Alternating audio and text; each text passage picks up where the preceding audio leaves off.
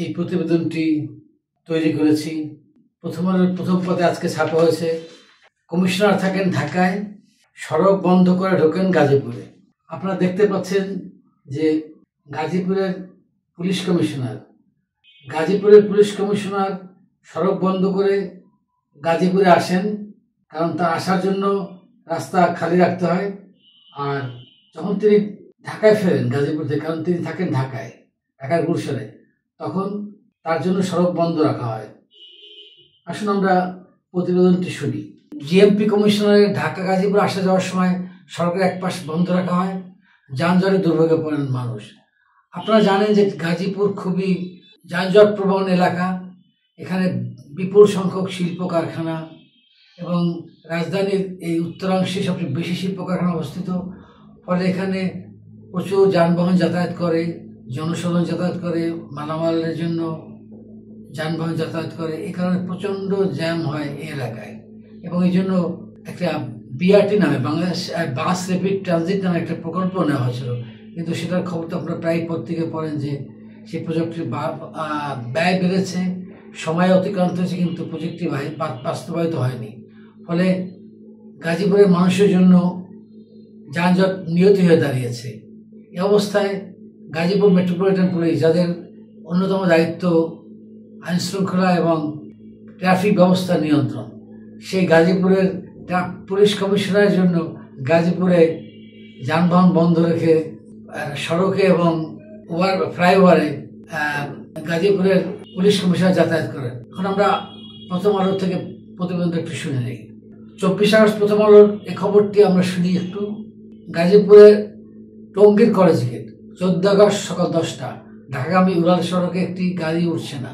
সড়কের মুখে দাঁড়িয়ে 2 ট্রাফিক সদস্য, নিচে থেমে থাকা যানবাহনের লম্বা সারি, কারণ একটাই, পুলিশ কমিশনার আসছেন। গাজীপুরের পুলিশ কমিশনারের প্রোটোকলের জন্য উড়াল সড়ক ফাঁকা রাখতে হয়।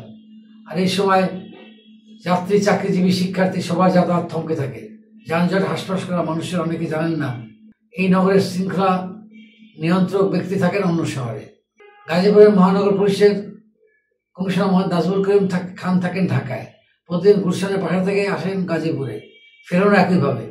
যাওয়ার সময় টঙ্গীর কলেজ গেট এলাকায় উড়াল সড়কে একমুখী করে দেওয়া হয়। এই সময় গাজীপুর থেকে ঢাকামুখী লেন বন্ধ হয়ে যায়।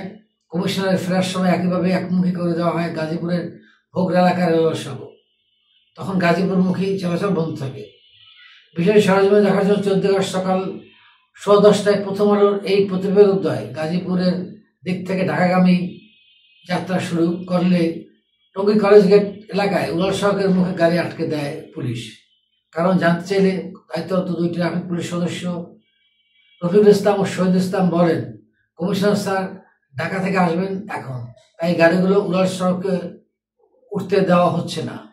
স্যার গাজীপুরে ঢুকলেই ঢাকাগামী উড়াল সড়কে সব ধরনের গাড়ি চলাচল মুক্ত করে দেওয়া হবে। এ সময় ঢাকাগামী লেনে লম্বা গাড়ির লাইন তৈরি হয়। সড়কে কথা হয় গাজীপুরের সিএনজি চালক, অটোরিকশা চালক আব্দুল মতিনের সঙ্গে। তিনি বলেন, শুক্রবার শনিবার ছাড়া প্রায় প্রতিদিন সকাল থেকে দুপুর পর্যন্ত ঢাকাগামী উড়াল সড়কে কোনো গাড়ি উঠতে দেওয়া হয় না। ফলে উড়াল সড়কের নিচে পাশের লেনে যানজট সৃষ্টি হয়। বিষয়টি উঠে এসেছে পুলিশের এক অভ্যন্তরীণ প্রতিবেদনেও। তাতে বলা হয়, জিএমপি কমিশনার নাজমুল করিম খান ঢাকা থেকে গাজীপুরে যাওয়ার সময় সকাল 8টা থেকে বেলা 11টা-12টা পর্যন্ত গাজীপুর কলেজ গেট থেকে ঢাকাগামী উড়াল সড়কে কোনো গাড়ি উঠতে দেওয়া হয় না। আবার রাতে জিএমপি কমিশনার যখন তার কর্মস্থল গাজীপুর থেকে ঢাকায় গুলশানে বাসায় যান, তখন উড়াল সড়কে গাজীপুরমুখী লেনে কোনো যানবাহন উঠতে পারে না। এতে গাজীপুর ঢাকা যাতায়াতকারী বিভিন্ন অফিসের যাত্রী, ছাত্রছাত্রীদের চরম ভোগান্তিতে পড়তে হচ্ছে। জিএমপি কমিশনার যে গাড়িতে চড়ে যাতায়াত করেন, সেই গাড়ি নিয়েও প্রশ্ন উঠেছে। নতুন সাদা রঙের গাড়িটি প্রাডো, সরকারি নাকি ব্যক্তিগত সেটাও পরিষ্কার নয়। গাড়িতে রেজিস্ট্রেশনের পূর্ণাঙ্গ কোনো নম্বর দেখা যায় না। এ বিষয়ে পুলিশের অভ্যন্তরীণ প্রতিবেদনে বলা হয়, জিএমপিতে মোহাম্মদ ইব্রাহিম খান উপকমিশনার ট্রাফিক থাকাকালে বর্তমান কমিশনারের জন্য একটি গাড়ি কিনে নেন। গাড়িটির রং সাদা, গাড়ির নম্বর প্লেট ঢাকা 694 লেখা রয়েছে। ইব্রাহিম খান ডাম্পিংয়ের জন্য আটক করা যানবাহন বেচাকেনা করেন। মাসোয়ারা থেকে প্রাপ্ত টাকা এই ক্ষেত্রে ব্যয় করেছেন বলে প্রতিবেদনে উল্লেখ রয়েছে।